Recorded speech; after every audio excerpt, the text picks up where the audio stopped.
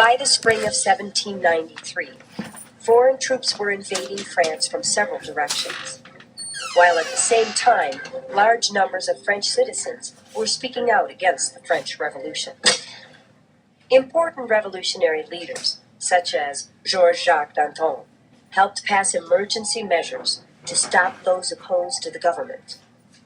One of the most extreme measures was to create special courts of law, known as revolutionary tribunals, whose sole purpose was to try those accused of counter-revolutionary activities.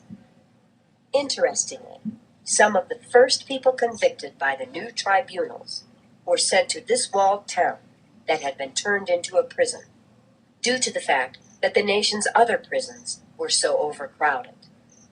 In May of 1793, the first batch of 700 prisoners arrived here, and more than half of them were women. Later on, 245 priests were imprisoned in the town for refusing to support the civil constitution for the clergy. This was the law that had placed the Catholic Church under government control.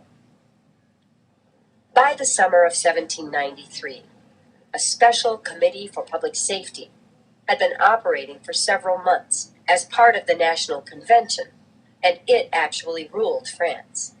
Members of the committee belonged to a Paris political group called the Jacobin Club that was well known for its radical ways. Their group was headed by a controversial figure named Maximilien Robespierre, a man respected for being impossible to corrupt, but who often acted like a dictator. The Committee for Public Safety organized a reign of terror against anyone who publicly disagreed with official government policies. During the Reign of Terror, this prison in Paris, called the Conciergerie, held many well-known political prisoners. The most famous prisoner was the king's wife, Queen Marie Antoinette, a woman despised for her arrogant and extravagant ways. In October of 1793, a revolutionary tribunal sentenced the queen to death. This was not a surprising verdict, because during the Terror, as it was called, 9 out of 10 people tried by the tribunals were found guilty. Before being beheaded, prisoners at the Conciergerie were escorted to this cell in order to have their hair cut, so that it would not interfere with the guillotine's blade. Then the prisoners were loaded into carts like this one, and hauled through the streets to wherever the guillotine had been set up for the day's public executions. Amazingly, it is estimated that the revolutionary tribunals sentenced 18,000 people to death during the Reign of Terror.